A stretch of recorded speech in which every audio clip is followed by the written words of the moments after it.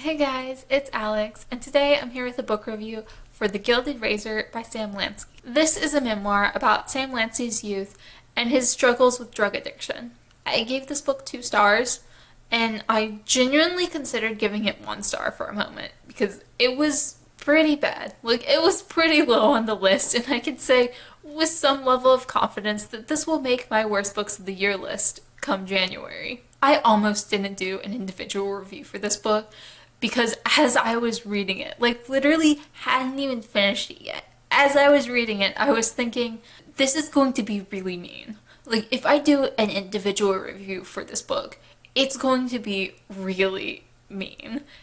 And I don't like being mean. I know my reviews are very critical, but it doesn't give me pleasure to just sit down and be like, wow, this author seems like a trash person. And sometimes when you read a nonfiction book that's about the author, they're, the main character in essence. They're a real person, but they've created this story where they're the main character. And sometimes they're kind of a trash person. If you've ever seen those memes, I think they're on Twitter. They're called that guy in your MFA or something. If you've read those memes, I feel like you have a pretty good idea of what it's like to read this book. It was bad, cartoonishly so. Those memes are making a point. They're mocking something that's very real. But for me, it's always seemed exaggerated to a degree. I understand the point they're making, but they're a little bit over the top. This book was pretty much exactly those memes. Word for word in some cases. It was ridiculous. I will try to find a link down below to what I'm talking about if I can, because I know that makes no sense to anyone who hasn't seen those memes, but they're basically mocking cishet upper middle class white guys who complain about how difficult their lives are. And I will say, I have never heard anyone complain so much about being an upper middle class dude than the guy in this book. Actively complain about being middle class and how hard it was to be middle class. And it was hilarious. And not in an intentional way. Because there were points where I was like, this has to be self-aware to a degree, but I don't think it was.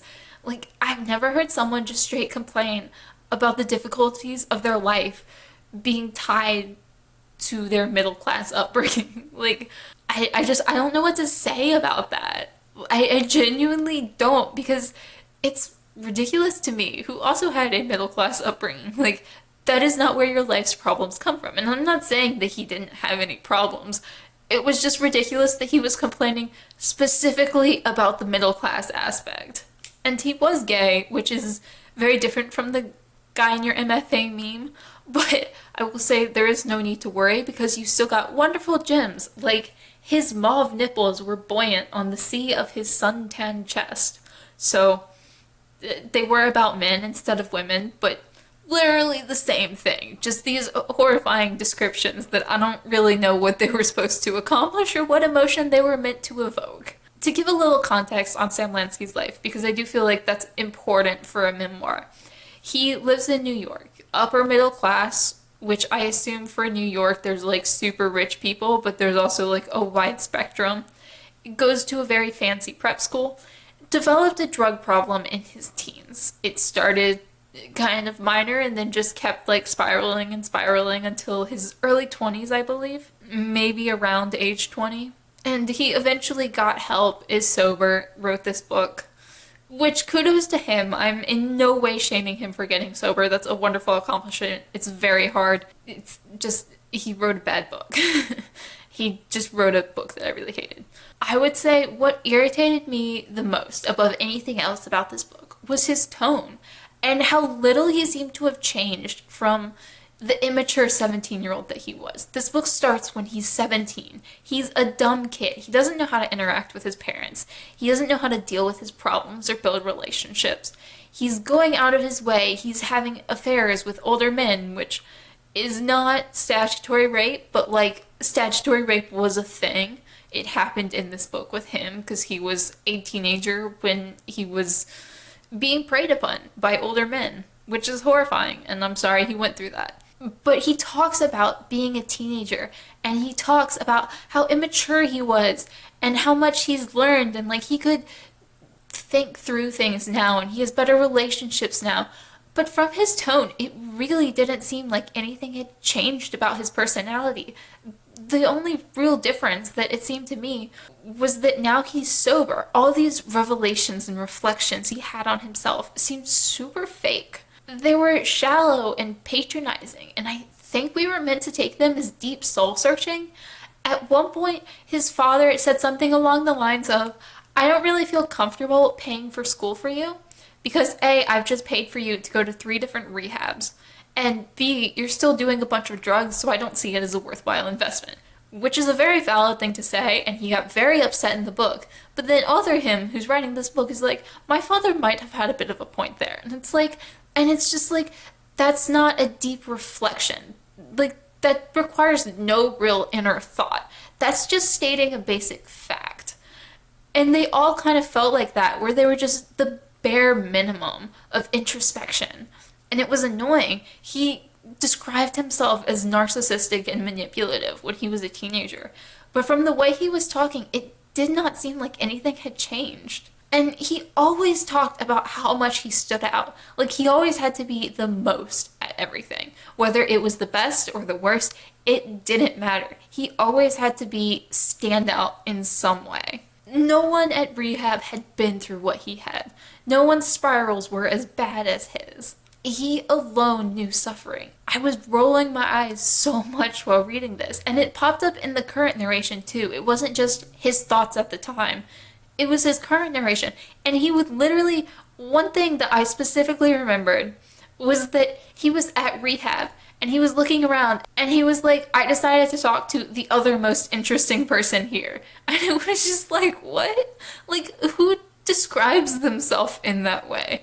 Particularly when he didn't seem that interesting. He just seemed like kind of a normal person who got sucked into drugs and addiction. Like, it was very strange to read, and it felt very immature and young. And that wasn't just at the time. Like, there was some of that happened at the time. Like, those were his thoughts when he was 17 and addicted to drugs and all of that. But a lot of it was coming from the adult him, the sober him, who was writing this book. And it just made it seem like he hadn't grown up at all since his drug addiction, since getting clean. He was still that same immature kid who was narcissistic and manipulative, and it was so annoying to read. Another thing he said that I just wanted to quote because I was reading my notes and it was horrific enough that I felt like I needed to quote it. This is not technically word for word, but because I didn't put it in quotes, but it's pretty close. He said, "My friend was descending into chaos too, even if her spiral wasn't quite as impressive as mine." And it was one of those things where I was like, why would you describe it that way? What makes your spiral impressive? Like, being addicted to drugs is in no way an impressive thing. Like, doing a bunch of drugs isn't impressive.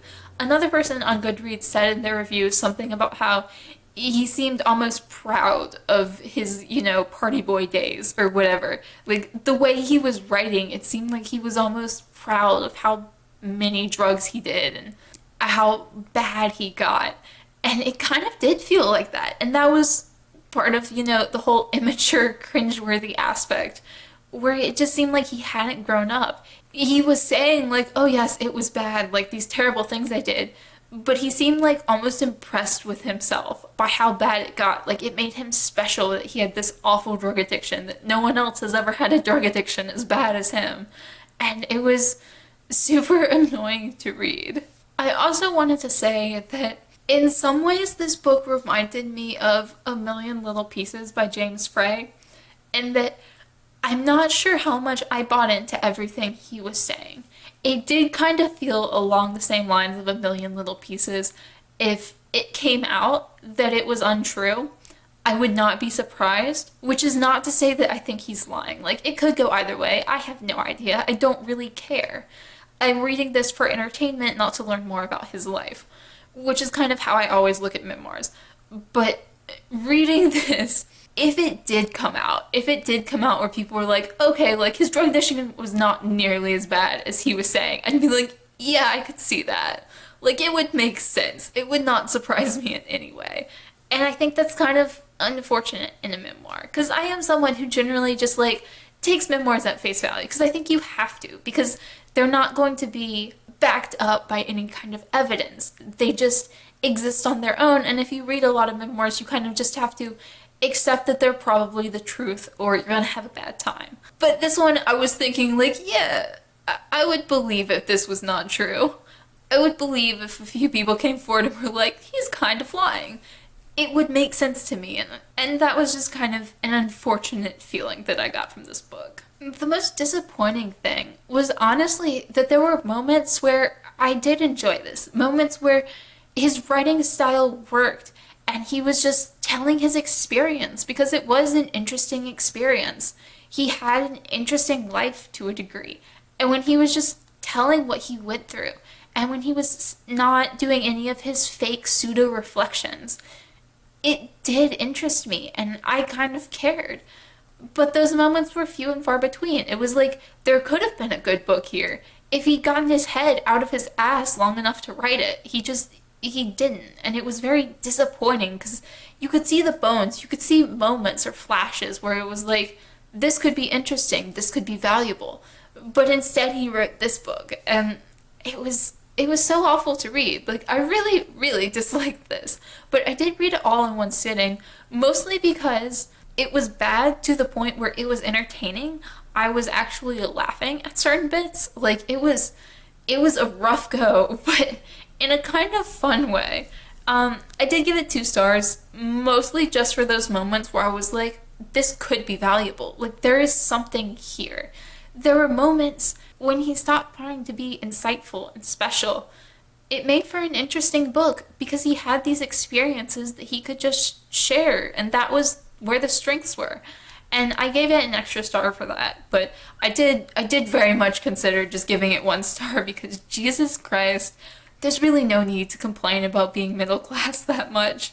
Your life is not made harder by the fact that you're middle class. You don't need to actively complain about your father going to Berkeley. There's no need. I think pretty much the only thing you really need to know about this book is that the title, The Gilded Razor, comes from the fact that he used to cut his Adderall with a gold razor. Like, that is literally the edgiest thing I could possibly think of. And he was like, even in the book, he was like, haha, how edgy I was. But it didn't seem like he changed at all. He thought he was still amusing.